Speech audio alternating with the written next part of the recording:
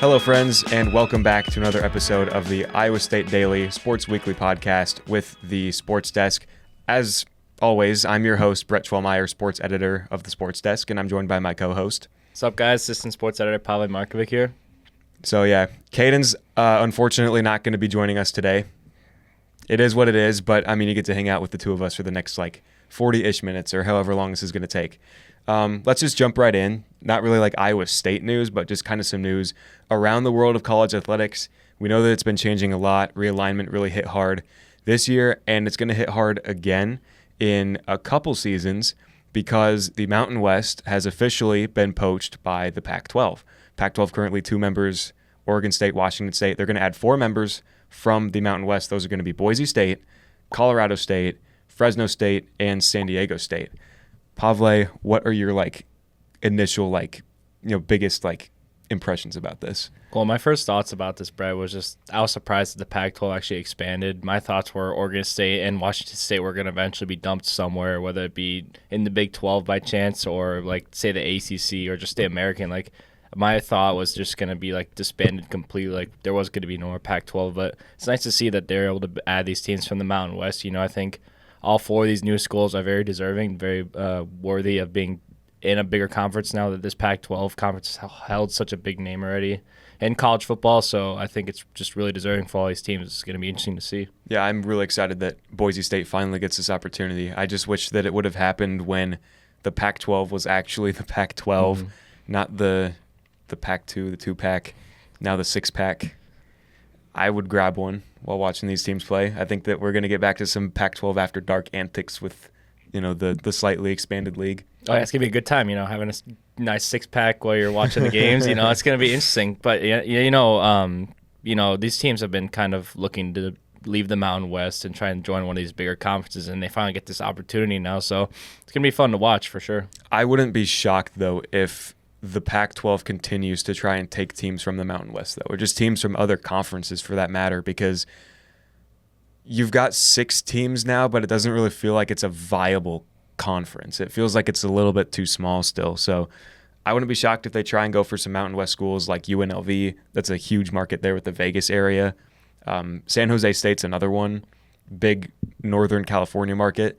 Maybe they try and tap to the ACC, try and get Cal and Stanford back.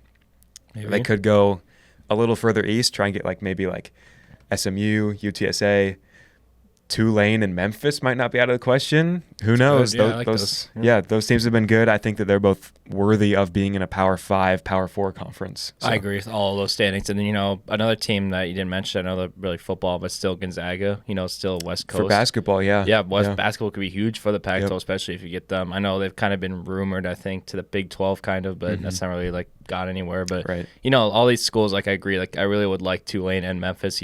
College realignment's already so screwed up already with all this travel.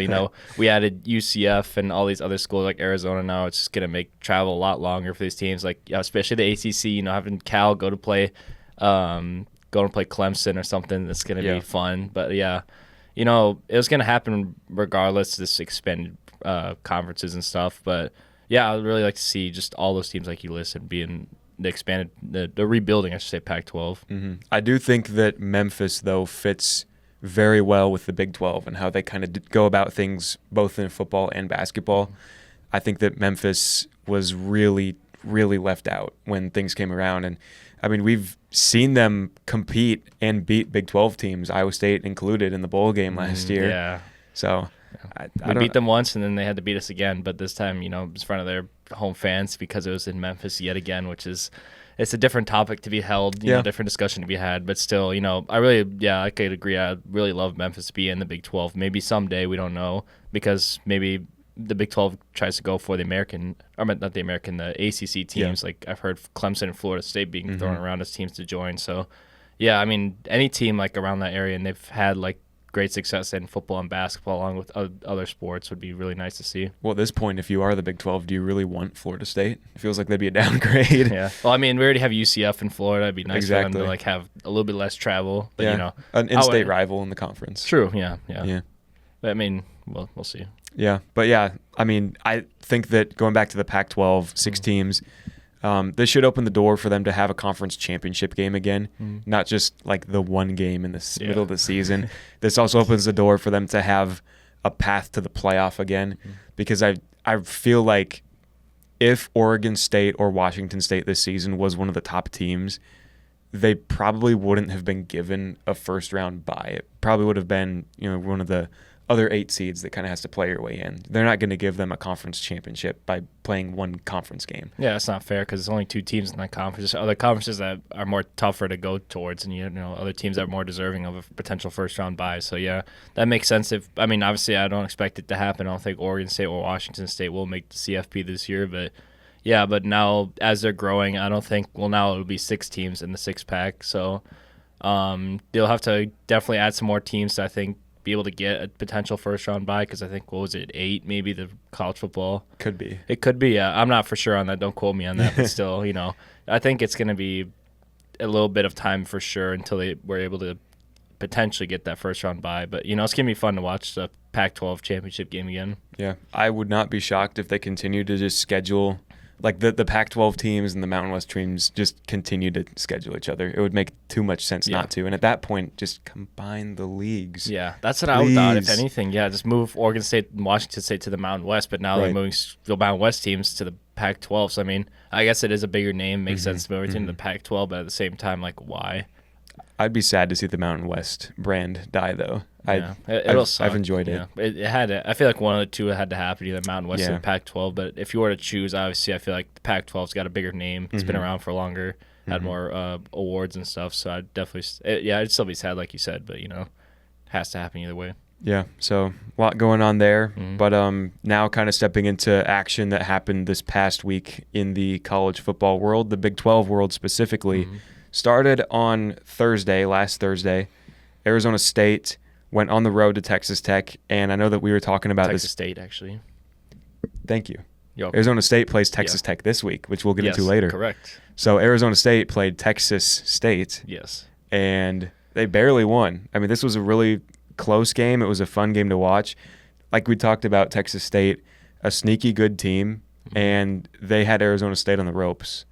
Yeah, and when you look at the box score, too, it seems like every quarter it's like really tightly contested. They scored 7, 14, and 7 each quarter up until the last quarter where Arizona State kicked that game-winning field goal to win the game. But still, to see this game really be a close game was obviously fun to see. It's not just like a blowout from like one team or the other, because Texas State is a competitive team, and with it being in Texas State, of course, I'm sure that kind of helped. But either way, Arizona State still got the job done, still remains undefeated going into conference play, but get into it later when we talk about when they play Texas Tech. I don't think that success is going to last much longer. It may not. We'll just have to see. Then we went into Friday. Both of the Kansas schools were in action at home. The biggest one probably of the week, I would say, like most anticipated Big 12 game.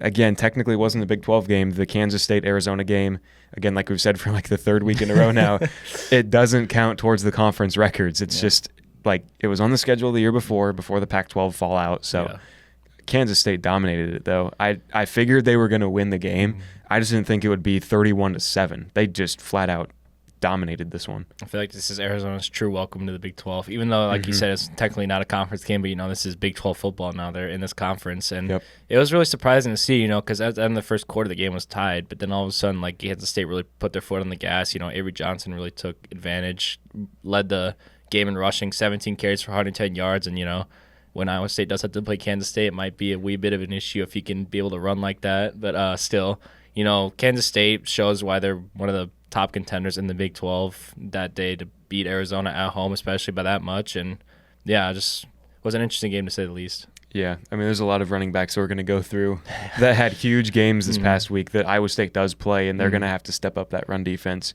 like 110%. Yeah, like I'm not exaggerating. They need to step up that much. Other game on Friday was a big upset, I would say.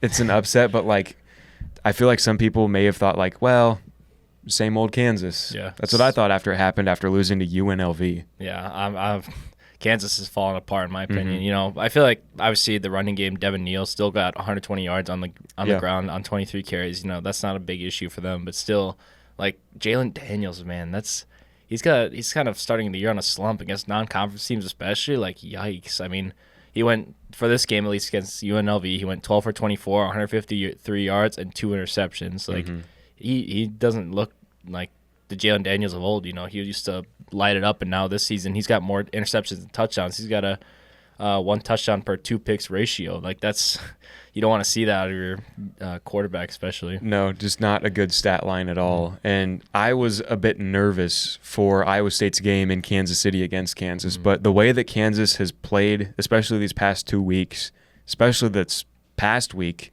against UNLV, I think that Iowa State might have a pretty good chance of getting that win at what I would consider a neutral field, even though Kansas is the home team. But, like, I mean, come on, Iowa State fans are going to travel to Arrowhead Stadium. Oh, 100%. It's going to be, what is it, Jack Trice Southwest, if anything, or Southwest?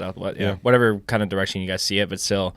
Yeah, I feel like the only way that Kansas could win that game is obviously Devin Neal shredding Iowa State's defense. Like, we're going to be talking about a lot. The rushing defense needs to be elite in terms of when we play in conference, because these running backs are going to run all over us if we don't. But still, it's going to be the only way I could see that happening is if they just run the ball a lot, or if there's another quarterback for Kansas that just decides to play well other than Jalen Daniels if he gets benched.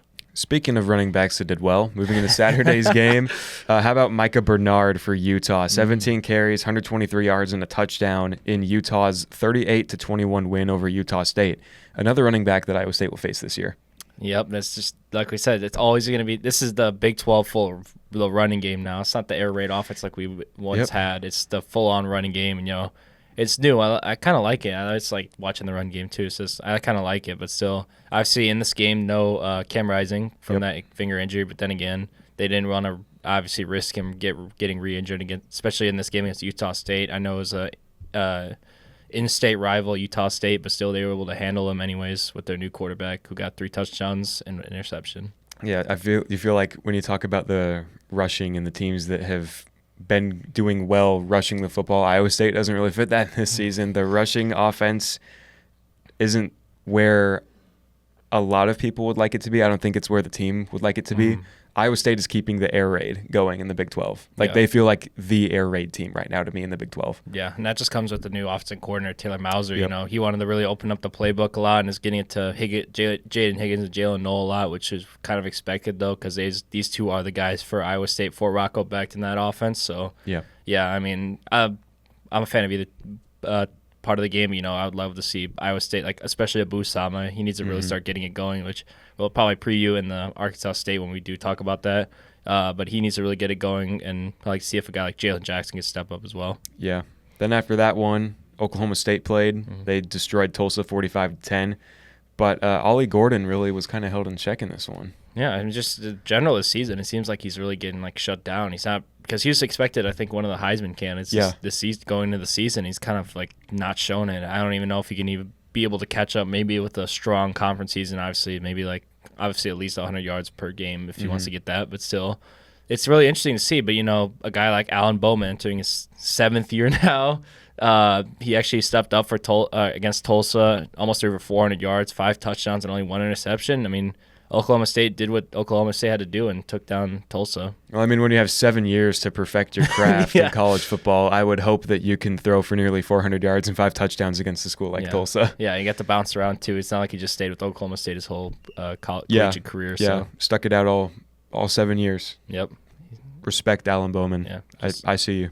Just like Cam Rising, right? 7 years. 7 years there. Yep. And those two play each other next week. Funny. It's hilarious. We'll talk about that later, though. Yes, we will. Moving on, other games around the Big 12. Cincinnati, Miami, Ohio, a in-state rivalry game. I watched this one, like most of it, some of it. It was close for a while, but then Cincinnati kind of opened things up late, especially in that fourth quarter, and just kind of rolled from there and took a pretty good win, 27-16.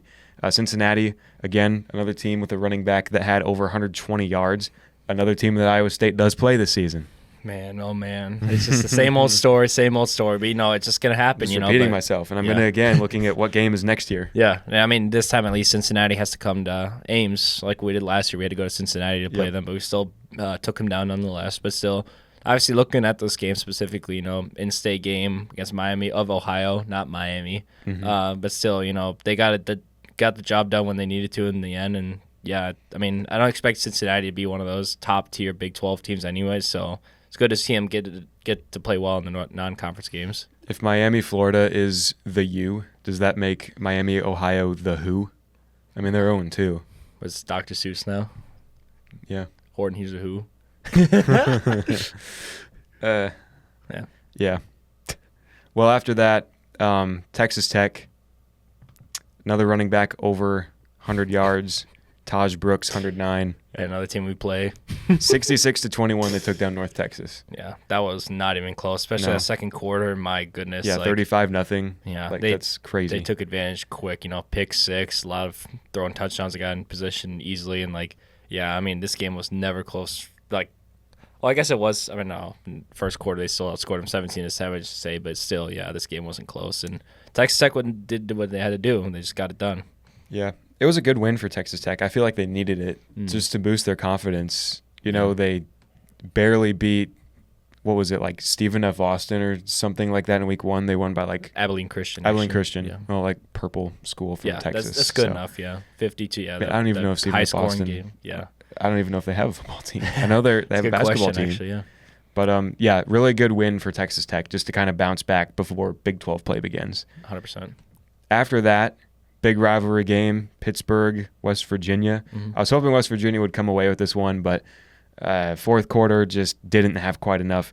Pitt takes the win 38-34.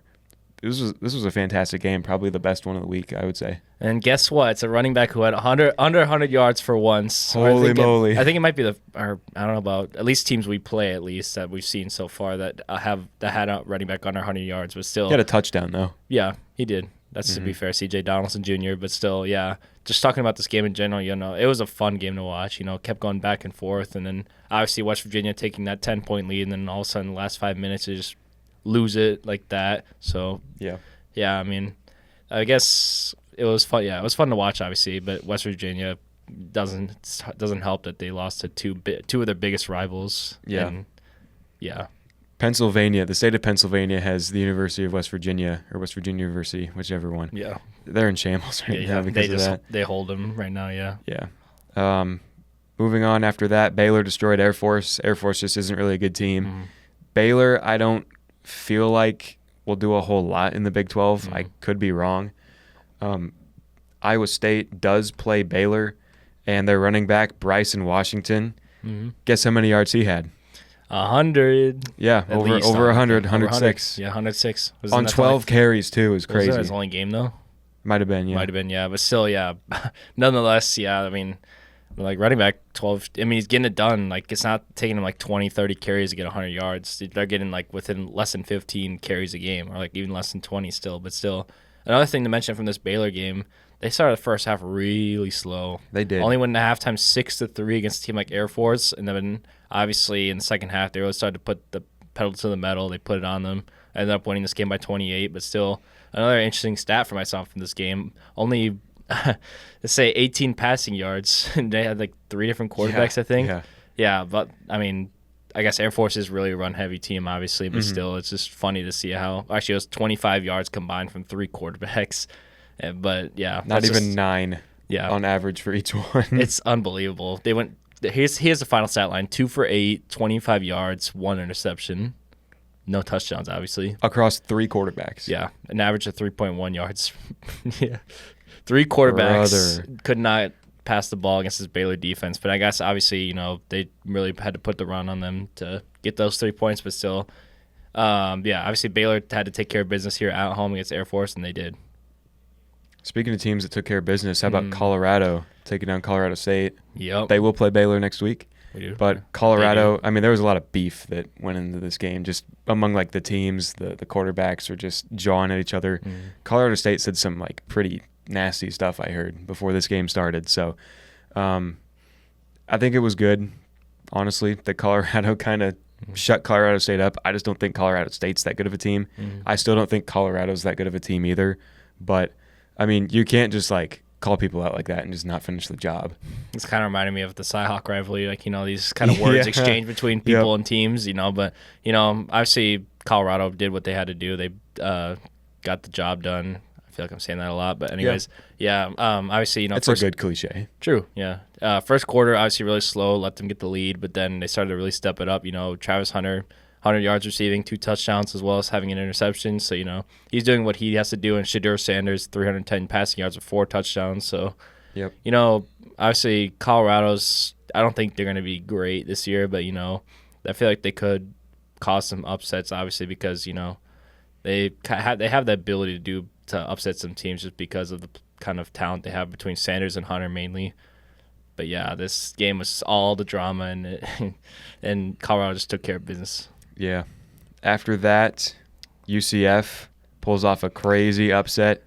They edge TCU 35-34. I mean, what a comeback in the fourth quarter for them. Just outscoring them 15-3 to get it done. Mm-hmm. This was a really good game. Also, RJ Harvey. We might be screwed. Yeah. Yeah, but then you didn't mention this first official Big 12 conference game between That's UCF true. and TCU. That's true. This was that the wasn't first. actually non-conference like Arizona, Kansas State, and then Utah and Baylor. This one was actually scheduled in a conference game. So what a way to start off conference play, just in general. UCF, getting down early, but then second half something seemed to click. TCU started to slow, not really score a lot, and obviously it resulted in their win. And I remember watching this game towards the very end, and I was like, there's no way they can do this, right? And then all of a sudden, they got it done. RJ Harvey, obviously the main guy there. Kobe Hudson, too, the wide receiver. Like, I don't know, man. We play him, what is it, early October, right? I think so. Somewhere around that time, mid-season. Yeah, but regardless. Early, middle October, yeah. RJ Harvey's going to shred us, man. They better have that running defense down by then because, before then, obviously with Arkansas State, they don't have anybody great on the running game. Houston, Baylor, West Virginia, they have some guys, like you mentioned, the Baylor guy. Yep. But then UCF and Texas Tech back-to-back with those runners, RJ Harvey and Taj Brooks. Oh, my goodness. That's going to be a rough couple weeks there. But there's a bye week between there. Yeah, there is. Like Iowa State just had. Still, if we got to face UCF before that bye week. We're getting a little ahead of ourselves here, though, looking deep in the schedule. Yeah. But, I mean. Great game regardless. It's kind of hard not to. yeah. But, yeah. So, as it stands right now, UCF is in first place of the Big 12. Yeah, TCU's last. Yes, and everyone else is in the middle.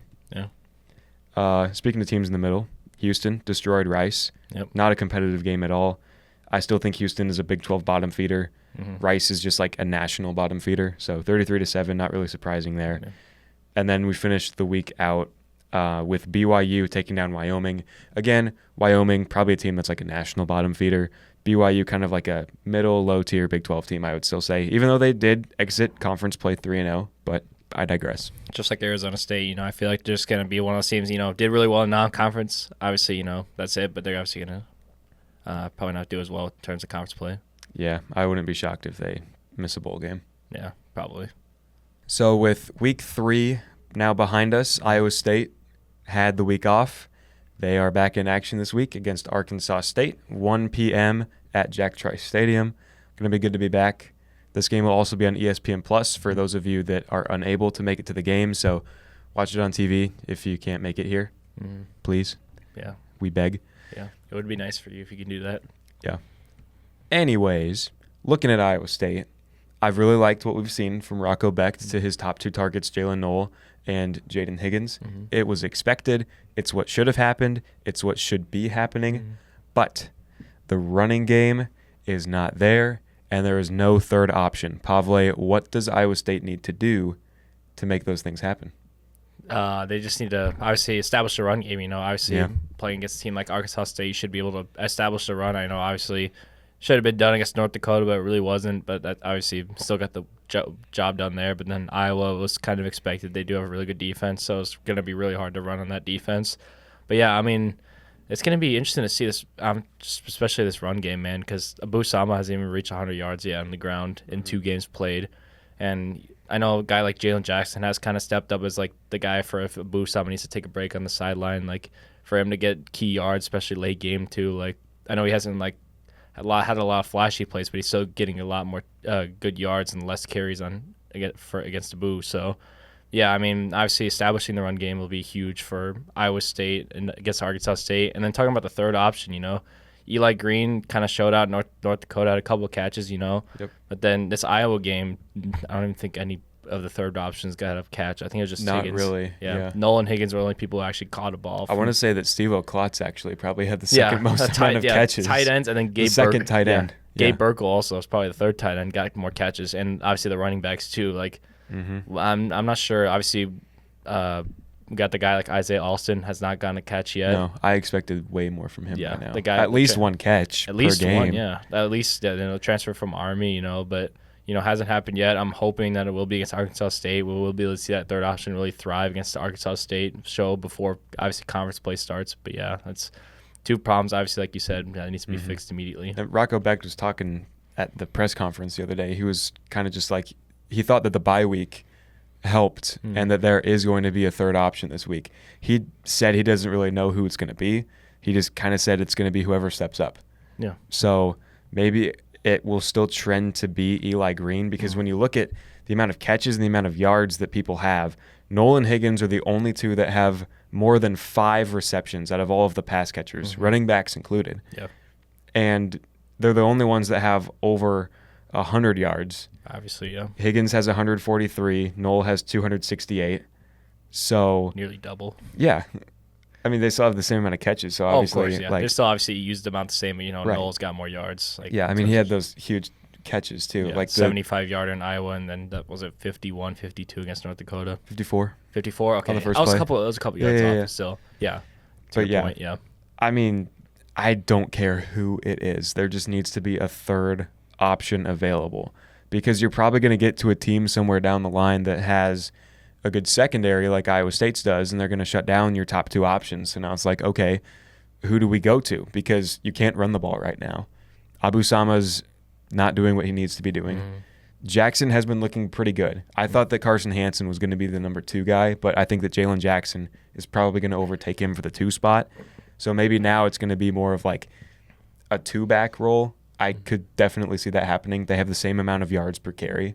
So, again, establish the running game, please, and find a third option. I do not care who it is. It could be one of the running backs. Yeah, it could be anyone. Just whoever steps up, whoever shows out, and obviously you talk about a guy, I already kind of talked about a guy like Jalen Jackson, I mean, going back to what his actual stats were, 9 for 39, and obviously he averages the same guy as Abu Sama, who has 22 for 98, both at 4.3, so yeah, I feel like this game against Arkansas State is going to be really beneficial for the running game. I feel like if Jalen Jackson were to get the look over Abu Sama potentially and would be in this game, if he were to actually, get a rushing touchdown this game, or if he obviously runs for more big gainers and stuff. So, yeah, I mean, it's got to be one person, at least, Brett, like you said, at least one. Yeah, I agree 100%. And just kind of looking at things as well, Abu Sama's longest run of the season was 16 yards, which was also his first run of the season. Yeah, the one where he had the big hurdle, the highlight play, and then after that, fizzled out. Yeah. Highlight play to start the year, and then, I mean, he got hurt later, but still. Yeah, I mean, hopefully, since the bye week has happened, he was able to heal fully from that injury that he had, and he's ready to go. Hopefully, the whole room is ready to go. Yeah. And then the offensive line also obviously had some injuries too. Hopefully that kind of might be the reason also for the running game to have not so much success. So obviously they had the bye week to heal too. So obviously, like you said, we got to get the running game going against Arkansas State and just prepare for conference play for that. Yeah. Offensive line has done really well in pass protection again. I mean, they were like one of the top in the nation in like least amount of sacks allowed, like 13 or 14 the entire year. They're holding that up again, but yeah, I don't feel like the running game is where it needs to be. I just feel like we're repeating ourselves over and over. But I mean, it's just truth. It's right there. Yeah. Like, I mean, it needs to be fixed. Anyone can see it. Kind of getting into Arkansas State a little bit though, of what Iowa State's defense needs to do. I think you could definitely compare Arkansas State's quarterback Jalen Raynor a lot to Simon Ramfo, North Dakota's quarterback, a guy who kind of comes into this as maybe more of like a mobile type of quarterback. I know that Raynor really likes to run the ball. He's got more carries than Zach Wallace, who is the starting running back for Arkansas State. He's got nearly as many yards as Zach Wallace. He's got more average yards, just under, almost the same amount of yards per carry. Almost, very close, he's like right there.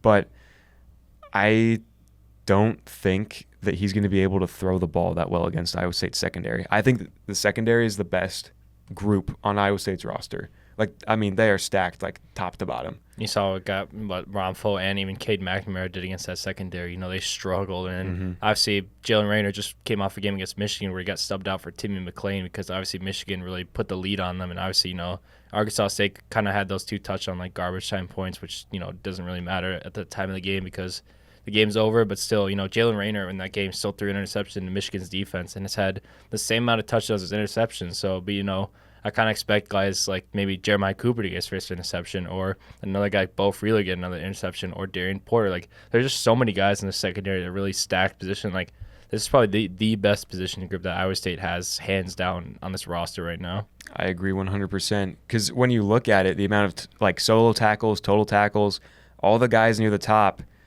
are guys who are in the secondary. Malik Verdon leads it with 22 total tackles. Bo Freeler, 14. You got Jontez Williams, 13, and he nearly had a pick six against Iowa. So close. And I think that he will get his pick this week. Maybe not a pick six, but I'm going to say that Jontez Williams comes through. He's had an extra week to think about it, and I think he's going to want the pick, and I think he's going to get one. Oh, 100% okay with you. A guy like Jontez has really been hungry for his first interception this season. Like kind of talked about like Jeremiah Cooper. I've been waiting for him to get a first interception. I thought he would have by now, at least against North Dakota or against Caden McNamara in Iowa. But guys like Darian Porter and Bo Freeler did that kind of job in terms of the interception department. But yeah, I'm really excited. I love watching the secondary. It's just they always make plays when they need to. They always shut it down when they need to, and just like I said, hands down the best position group in the room. And we haven't even talked about Miles Purchase yet. I mean, Miles Purchase, that he's also really good, but he's that guy also. Just the whole room is just stacked, like I said. The whole room is just them, you know. They are them. They are them. Yeah, and I again think that Jalen Rayner is going to feel that. So 100%. Knowing how mobile he is, I would expect a majority of Arkansas State's plays to be just runs to Zach Wallace or maybe like a read option, speed option, triple option, something that gives you multiple things to try and attack Iowa State's linebacking core because it has struggled to stop the run. That's the weakest point of this linebacking or of the defense right now is they can't stop the run, and the linebacking core is still depleted because Caleb Bacon, Will McLaughlin are out. But I will say I have been impressed with Jacob Ellis and Cooper Ebel. They are right up there with some of those guys in the secondary in terms of solo tackles, total tackles, things like that. So I think that's good to see that they're getting involved, that they're doing things on the defense to help the linebacking core, but there are still steps to take. Yeah, and I think you mentioned guys like Caleb Brazino, I think, played his first game against Iowa. He got 5 tackles, and he was part of half a tackle for a loss, and he really stepped up against a team like Iowa that was huge. And then obviously John Klosterman, obviously mainly most of his stats come from the North Dakota game, but he still did huge. He got a tackle for loss. He ended up getting that sack too, and having just 3 total tackles in general. So those kind of guys, I like the linebacker room to me is interesting just because, like you mentioned, Bacon and McLaughlin are hurt. I'm assuming McLaughlin will come back sooner than Bacon, obviously, because Bacon had surgery. And I think he's still in the hospital. I can't say for sure. I believe so. Okay, yeah, but still, this linebacker room is intriguing me just because of who's able to step up. Obviously, you mentioned Jacob Ellis and Cooper Ebel, the main guys right now, but obviously Caleb Brazino really showed against Iowa, and then, like I mentioned, John Klosterman could be a guy too. And at that point, if the linebackers are going to, perform well, like they have shown they can do, if they continue to grow week after week, maybe it wouldn't be out of the question or the worst thing for Caleb Bacon and the coaching staff to kind of sit down and say, maybe you should think about redshirting this year. Because I know that he's gone through a lot with this program so far in his time here. He walked on. He started on special teams. He gets his chance to go out there and be that guy for the linebacking core, and he goes down in game 1 on a special teams play, on a punt. That's like the worst type of full circle moment you can have. Yeah, that's like one of the worst you could ever see in college football and just in general too in any sport. It's just really hard to see a guy like Caleb Bacon. He's put so much into this program, obviously, and then he changed his number this season too. Not from 50 to number 26 now. So yeah, it just really sucks. I don't even know if he's gonna come back this season. Maybe late season, maybe for a bowl game. But obviously, if I were him, I would definitely think about exercising that red shirt option. I don't think it's out of the question that he should. Yeah. If I was him, obviously I'm not in the position to make that decision. Yeah, of course. Yeah. But if I was him, I would definitely consider it for sure. Yeah, At has least to be under consider it. consideration. Yeah. Yeah. Because if you figure you're coming back later in the season, you could maybe still maintain your redshirt eligibility. But at that point, it's like, do you really want to put yourself up for a risk of re-injury again and kind of go through the whole process again? Yeah, and even then, like, he could go through something worse. He could worsen his leg injury and, like, potentially not be able to play college football again or just football in general if he wants to try and get to that NFL level. Like, yeah, you got to really think about your future here. If I was Bacon, like, right now this season, I feel like, yes, we could use you, but at the same time, we want you to be healthy. Right. And I'm sure that's what they wanted for Bacon. They want him to be healthy rather than him they want him to be out there. So, yeah, definitely consider redshirting. But then right now, he's there for the boys anyways, for that linebacker room to be a veteran presence, to help them out, like, with the younger guys. And, yeah, he's still going to be a presence nonetheless, obviously, with this team. And some of them, like Matt Campbell was talking about the other day, like some of them have gone to the hospital to see Caleb Bacon, and they're going through film with him.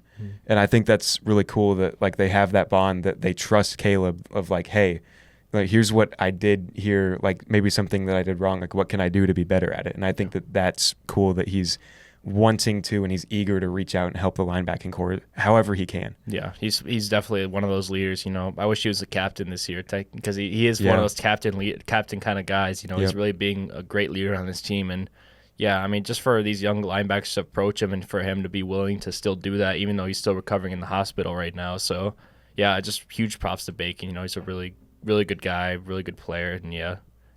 Just in general. Yeah, there is a lot of good young talent in the linebacking room, though. Jacob Ellis, Cooper Ebel, Cale Brazina, John Klosterman.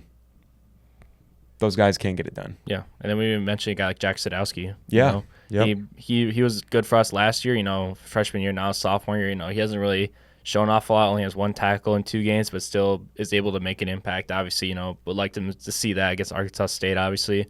So, it's kind of right now, obviously for his first couple non-conference games, it seems like kind of like a revolving door of who is going to be like the starter come conference play. But right now I feel like we're starting to really see and solidify who's going to be those type of guys. I agree. But yeah, honestly, if Arkansas State wants to have a shot to win this game, it is going to be trying to attack the linebackers, establish the running game, get that going, because you're not going to be able to throw against Iowa State secondary. Yeah. And yeah, you talk about like a guy like Jalen Rayner and Simon Romfo, he uses his legs. I expect the same again, if it's not done with Zach Wallace or even another guy like Jaquez Cross, they've each gotten at least 20 carries for the Red Wolves. But, I expect a lot of runs from Rayner. If nothing's there for the wide receivers, he's just going to run and get good yards because, they struggle with the run game, especially holding one of those dual threat quarterbacks down. So, yeah, that's going to be key for, obviously, Arkansas State to win. Is going to have to abuse that running game. And one thing I didn't really look at with the receiving core, but I'm kind of seeing it right now, is that they do have a third option, something Iowa State doesn't have. Yeah. Corey Rucker, Corey Rucker, 17 catches, Courtney Jackson, 13, and Reagan Ely. I hope I said that right. He's got 10. All of them have over 100 yards. Rucker has 2 touchdowns. And kind of looking at it, there's a couple other guys that have some touchdowns there, so maybe there's more than 3 options. Yeah, you talk about a guy like Adam Jones or Reginald Harden Jr., who got both touchdown catches against Michigan, but obviously that was more towards garbage time. But obviously still touchdowns. Yeah, but then again, I feel like they're gonna do nothing against this Iowa State secondary because we have so many of those key guys who could go out there and step up and make plays. So they're gonna have to keep changing up the looks for the personnel, at least for the wide receivers, to try and get something to go. But at the same time, I feel like it's just gonna be a lot of abusing the run game for the Red Wolves. I agree. It's just the 3-3-5 defense is just so hard to throw against, and that's exactly what John Heacock is going going Yeah, and then also can be abused towards the running game. That's true, and we've seen it both games so far this season. And coming into conference play, that's not going to help. It's going to be. It could look good. We shut down the quarterback, we shut down the receiving game, but you look at the rushing game. Oh, there it is. 100, 200 yards for the rushing game. Oh yeah, that's where they're getting the yards from. Yeah, you expect it to be offense because of the old air raid offense. Nope, it's all the ground game now. Right, but I mean, in terms of how the game plays out, I wouldn't be shocked if it again is similar, towards kind of how the North Dakota game went, where it's okay, you might get a quick score, then it kind of gets uncomfortable of ooh, they've got the ball for a while, it's a little too close right now, but then in the end, Iowa State kind of pulls away, And then in the end, maybe there's like, again, Arkansas State could get like some garbage time scores. Because like, I mean, the spread right now is like what, 20, 21 points, something like that. Somewhere around that range, definitely somewhere around the 20-point range. Whether it be, I personally don't think it's going to be that much. No. I feel like this game is going to be like a lot of Iowa State games are, just uncomfortably close. Yeah, and it's also the fact that they're not going to really show their cards in terms of the offensive playbook. Like, Right. We saw North Dakota, obviously the first drive, amazing. 2 deep shots. Well, and Or then the deep like, shot and then the touchdown, but still. and then post game they said like, yeah, we're not going to do that anymore. It's like, well, why not? Well, they like, kind of don't want to say that to other teams. I mean, you want to say, yeah, we're going to keep doing that, so that way it can be like, okay, yeah. Well, yeah, I but mean, it could be. I can see your way with that, obviously, but you obviously don't want to say like, yeah, we're not going to do that anymore. Like, right. At least from like what we're recovering, because the Iowa State report, like we want to hear like, yes, we're going to keep trying to do that more. True. So. No, I see where you're coming from there, because then teams could be like, okay, they're not going to do it anymore, and then you catch I them don't know by if they've surprise. been watching those press conferences really, though. That's the thing. Yeah, that's true. They probably don't. They're mostly watching like what's happening on the field rather than obviously what's happening like post game. Mm-hmm.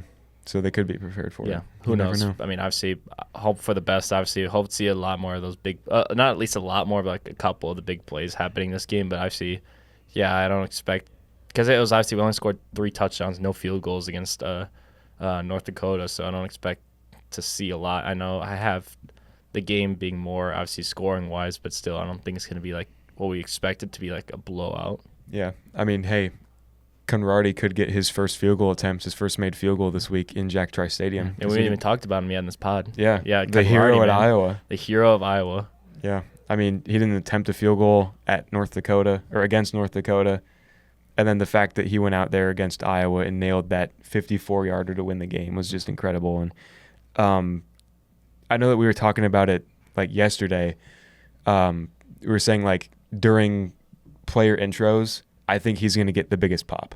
Oh, 100%. It has to be, because he was the guy to win it for us. Obviously, guys like Rocco and probably Nolan Higgins will still get a big cheer, because those are the guys who got down the field. Obviously, Nolan. Yeah, those guys are the face of Iowa State football. Yeah, obviously, they're going to get their cheers, and deserved. Yeah, but with the way that, like I said, the way that Conradi, like, obviously missed that field goal at the end of the first half, but I don't feel like it was all his fault, because, kind of like the hash and stuff and all that, but still, the way he was able to bounce back, move that away, second half to really bring out that performance and obviously get them the win, obviously was humongous. And yeah, I know he will be definitely, like you said, one of those people who will get the biggest cheers, because he brought that trophy back to Ames where it should be. And like, I mean, just him after the game in Iowa too, just everyone's just like, did you know you're going to make it? And he's just like, yep. Yeah, he's confident. He's just not, he knows. He's just confident in himself, obviously, and had the confidence of his teammates and coaches, and got it done when he needed to. Yeah, ice in his veins, as he does. one would say. Yeah, I'm so excited to see what he does come conference play, because we're going to probably need him in terms of like when we have close games with some of these teams. Oh, yeah. Maybe he's the hero if we play Utah, because we know it's one of those games that we could be probably will be not favored in, because in Utah and stuff. But hey, we weren't favored against Iowa, and look what happened. It's true.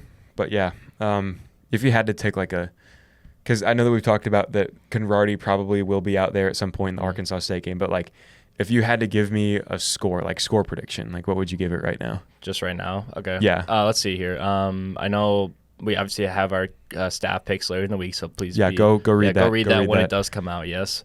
But as of right now, my score prediction for what I put down at least was 34 Iowa State, Arkansas State 10. So 34-10 is my So you think the spread gets covered? Yes. Yeah. At first initial, I didn't think of the spread, obviously, because I don't really pay attention to that a lot. But still, yes, I do feel like it's going to get that, because my initial thought is that hopefully the running game actually does get going, and a lot of those points come from the running game, not just the passing game. Like, obviously, I expect at least 1 to 2 touchdowns from the passing game, but still, I hope the running game does a lot, and I feel like Conradi's going to kick at least 2 to 3 field goals at home, and obviously every time he does, he's going to get a big cheer, because, he made that one in Iowa City, and now he's going to get a big cheer every time he makes one in Ames. See, I think it's going to be a bit closer than that. I don't think Iowa State covers. Again, I think it's going to be uncomfortably close at times. They're going to do like enough to win the game by like an okay margin, where it's like, yeah, they won. Not one score. Right? Yeah, like they're 3-0. They're going into Big 12 play on a high. They'll still be ranked for sure. Obviously, yeah. But I'm going to go 24-13. I think this will be the most that Iowa State scores in a game so far this season, but not by much. Obviously, like 21, then 20. I think it'll stay right around that range with 24, but Yeah, I think that Arkansas State's going to probably get like a field goal early and then just kind of get some late scores, like garbage time stuff. So Yeah, and I feel like some of those, like I'm assuming like their field goals will probably come in the form of the early game, like using the run game early is going to be probably some of those early at least field goals at least. Right, because then they might be forced to pass and the defense will be ready to go. Yeah, that's what I kind of expect from their, at least their scoring from your prediction and mine as well. Like obviously I expect most of it to come from the first half. Yeah, but yeah, I guess we'll have to wait and see for that. Again, Iowa State, Arkansas State, 1 o'clock from Jack Trice Stadium, but that's not the only Big 12 game or like Big 12 team playing this week, so we'll get into some of those real quick right here. So besides the Iowa State game, looking at other Big 12 games around the country this week, no like weekday games. Every Big 12 game is going to be on Saturday this week, which is nice. Yeah, get to sit down and enjoy some college football. Unless you're at the game, obviously, we will be all day. Yeah, we will be there all day, but you get to go home. At least for the fans, you get to go home, watch some of the night games. At least it'll be fun. Yeah, but it starts at 11 a.m. Houston versus Cincinnati, an old American Athletic matchup. It is a Big 12 matchup now, but I mean, there's still like that little that's still something from it's an an American, American Athletic. It's an American Athletic. They still hold some, the American Conference just itself is probably watching this game like that was first us, but now it's Big 12. I see, they made this step up. They're big boys now, so yeah. It could be like a bit of a rivalry, maybe just because they came up together in the same season. They were in the same conference before, so true. Yeah, could be one to keep an eye on. Plus, Iowa State does play these teams later in the season. Houston's going to be the week after Arkansas State, so on the road. Could be interesting to pay attention to that one, see how Houston plays. Yeah, I'd probably say Cincinnati right now. Probably just gonna pull out the one against Houston. Cause I would agree. They're at home, obviously. The line right now is 3.5, so I like to see that they can cover just because Houston hasn't really proved to be. I know as of late they kind of stepped it up. At the same time, they haven't like really shown me that they're going to be one of those teams that really upset. Yeah, I like Cincy by maybe like 6 or 7 points probably. They'll cover. Yeah. Also at 11 a.m., this is one that I'm really excited for this week. Kansas versus West Virginia. It's going to be in Morgantown. But these two teams are really hyped up this season of like these teams could be sleepers for the Big 12 championship. These teams could like maybe make a playoff run, and I was kind of like, whoa. Yeah, pump the brakes a little bit. Slow down, guys. Like West Virginia had some tough games to start the season with Penn State. They just lost to Pitt. And Kansas has really just been awful. Yeah.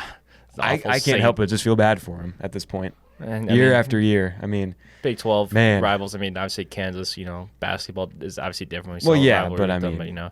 Yeah, obviously, I do like to think that a team like West Virginia here could get the bounce back at home, obviously. Kansas is really going to rely on Devin Neal yet again to really establish their offense, but then West Virginia is be able to use a guy like Garrett Green, has already thrown for 600 yards this season. Obviously he's been able to play against good defenses like Penn State, so yeah, I feel like West Virginia will be able to have that bounce back game, and then Kansas will fall into conference play 1 and 3, and then I feel like it's going to go downhill from there. And this game becomes even more important, not just because it's the first Big 12 game for both of these programs, but they're both sitting at a 1-2 record. So at that point, it's like a win kind of pulls you back into saying like, okay, we can still survive and make a bowl game, possibly make a push for a top 5 position maybe in the conference. Maybe, but for the loser, you're going to be in a huge hole at 1 and 3. You're going to have to fight hard to make a bowl game even. Yeah, because 6 game requirement to get in the bowl. So, yeah, it's going to be a tough hill to climb for either team who are to lose. So, I mean, I feel like it could be one of those games that could just be like a shootout, but the same way I feel like West Virginia is still going to get the job done. I agree. I don't know about what you think. Yeah, I like West Virginia to get this one done. I just think that they're the better team.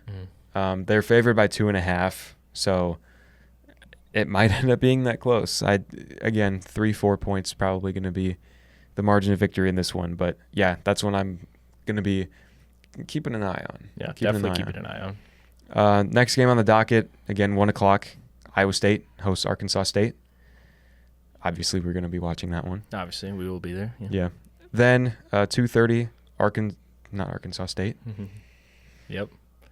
It's been a long day. Yeah. Arizona State takes on Texas Tech, and we were talking about this one a little bit earlier of how Texas Tech kind of righted the ship, how Arizona State survived. So you've got two teams that are coming into this game off of a win. It's your first game in the conference. It's Arizona State's first game in the Big 12. How do you think they're going to be received to this conference playing a team like Texas Tech? It's going to be interesting, because obviously Arizona State still has been able to get the job done against the non-conference, but, now they're getting a real true test against the Big 12. So, I mean, I feel like this is going to be one of those games that's going to be one of those high-scoring shootouts, like, because Texas Tech has obviously had that, and, they've prevailed in both high-scoring shootouts at least. Obviously, they lost to Wazoo, but still, I really like this game. It's just an intrigue of being, like, obviously these teams probably won't be the best in the conference, obviously, coming towards the end of the season, but, I feel like this game's going to be a really good game. Texas Tech favored -3 right now. I feel like they should be able to get it done, especially at home, give the Arizona State the real, true Big 12 welcome, but I feel like the Sun Devils will be able to keep it close with the Red Raiders. Yeah, I like that. Yeah, I am going to take Texas Tech in this one, but like really close. I mean, it might be like a point or two. I don't even know if they're going to cover the 3. Yeah, it's going to be close, but I can see it in a way, but also at the same time, I don't.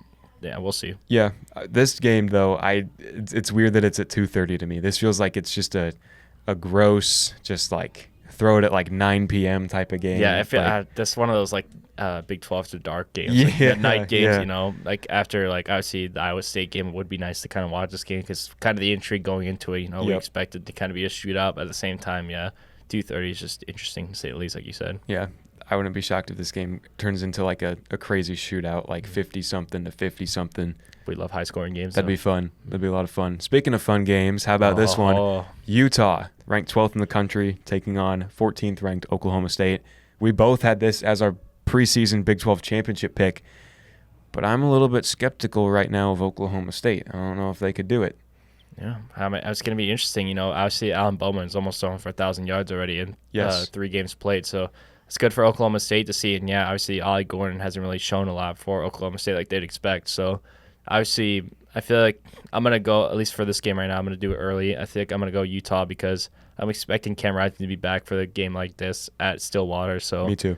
Yeah, battle of 7th-year quarterbacks. I feel like I'm going to give it to Utah. I feel like they're just going to be able to get it done. Just the line right now is Oklahoma State -1. I feel like it's probably going to be close. I feel like definitely one score. I don't think it's going to be like a blowout for sure. You have Oklahoma State -1? I have Utah -1 on mine.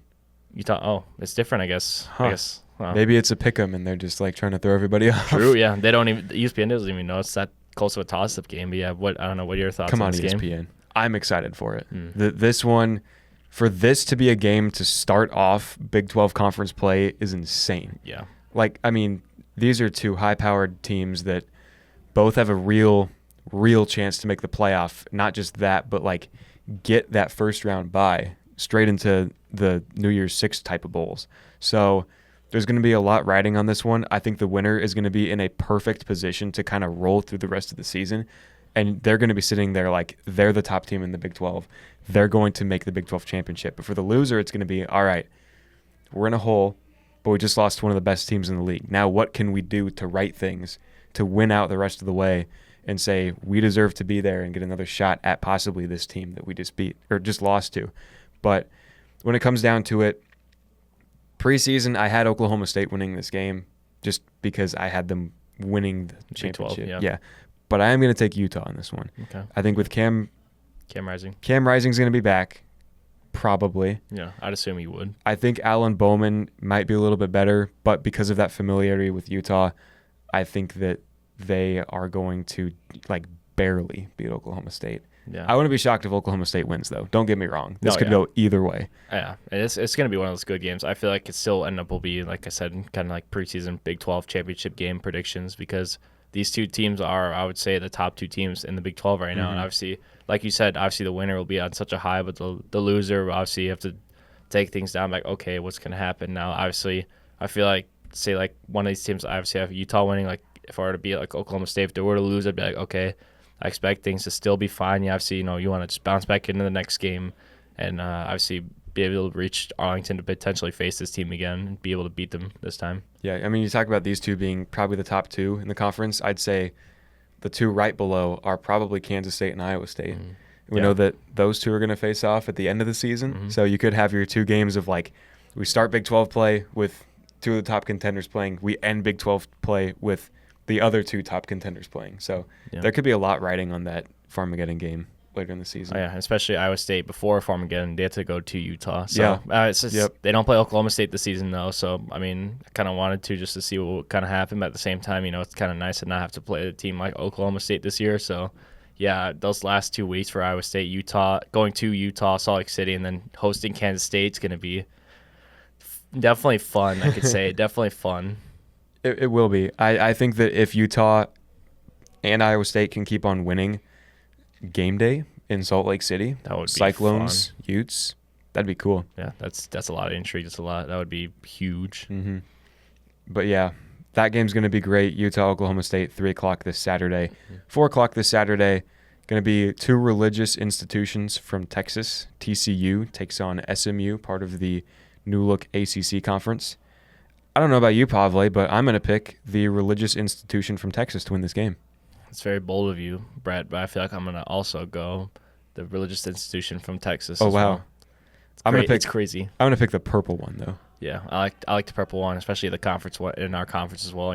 Yeah, obviously TCU. Just talking about TCU again. Obviously blew that game against UCF. They want to obviously bounce back from that. Yep. And there's no better way too. They don't have to really travel far. This game's in Dallas because SMU does play in Texas. So I feel like a lot of TCU fans are going to travel well. I feel like the Horned Frogs are really going to bounce back in this game against the ACC team. So yeah, if I feel like right now, if I were to choose, give me TCU. I feel like SMU may have been a little overhyped heading into the season because a lot of some people out there probably had them as kind of like a sleeper, I feel like, for the ACC, because I feel like if they stayed in the American Athletic, they would have been up there with teams like Memphis and Tulane to probably make the championship game, win the league. But now you're kind of like a mid-tier team in the ACC.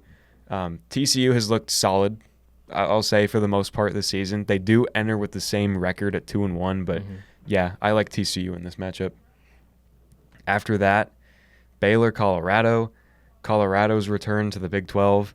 They are the home team for this one. This is going to be a night game. This might be the most watched game of the day. Colorado's return to the Big 12. They always bring. Yeah, I've seen now Deion Sanders is at the helm for Colorado, and obviously Shador and Travis you talked about before this. All the eyes will definitely be on this game. I feel like Colorado will be able to take it down a team like Baylor, but I feel like Baylor could give Colorado some fits, especially now back in the Big 12. It's going to be interesting to see. But yeah, just in general, I feel like Colorado always brings attention to whomever they play, wherever they play. They just bring the attention. Yeah, spread right now 1.5 in favor of Colorado. So I do like the Buffs in this one just because they're at home. Again, I think Baylor, both of these teams I think are like mid to low level in the Big 12 overall, but I just think that Colorado, they're going to be entering off of a high against beating Colorado State last week. Baylor did have a good win last week over Air Force, but I do like Colorado. Also, I think that Shador Sanders will throw for at least 1 yard in this game. That would get him to 1,000 on the season. It's crazy to say 1,000 already. Yeah. And one more passing. I mean, his stat line is actually really good overall. 999 yards. Decent, yeah, 9 touchdowns, 2 picks. That's pretty good. Yeah, it's pretty good. Obviously, I expect that number to rise. Obviously, come Baylor, I don't know if we'll throw in an interception. Still, at least 10 touchdowns, at least 1,000 yards. That's the goal for Baylor, or Colorado, I should say. Whoops.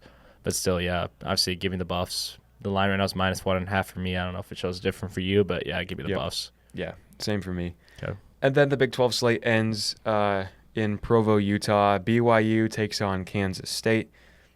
I do like Kansas State in this one. Both of these teams enter 3-0. But yeah, I like Kansas State in this one. They are favored by 6.5. I kind of wish that the spread was a little higher because I think that K-State's going to win this game by like 2 touchdowns probably. Yeah, Kansas State. I feel like BYU, like we kind of talked about BYU and Arizona State. They did really well in non-conference. Obviously started off 3-0, but now you're heading into conference play, and BYU gets to host a team like Kansas State. They could have gotten worse, but still, it's not really good for them to host a team like Kansas State. And I feel like the line. I feel like 6.5 right now is not big enough. I feel like Kansas State's going to mollywop them.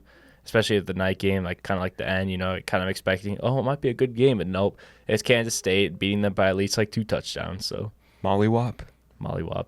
All right. One thing that I do think is cool that BYU does is they're I don't know, cheerleaders or whoever, people, they hand out ice cream to opposing teams' fans. Yeah, it's pretty cool. Yeah, it's one of those good traditions in football. Respect. But then again, it's if I were in BYU, I would definitely enjoyed some ice cream. Yeah. Iowa State fans did last year. They won't this year, though, because Iowa State doesn't go to or play BYU this year. But Iowa State this week does play Arkansas State. Again, 1 o'clock, Jack Trice Stadium. Also on ESPN+. Going to be watching out for how does the defense respond to the run, who from the linebacking core steps up again, will there be a third option from receiver, and can Iowa State establish the running game? Yep. We're going to be there. like every game, I'm excited. Pavle, are you excited? 100%. I'm excited. It's going to be a fun one. We'll be there. We hope to see you guys there too. Thanks for sticking around with us and watching another episode of the Sports Weekly podcast. We'll see you guys next time after the Arkansas State game. See ya.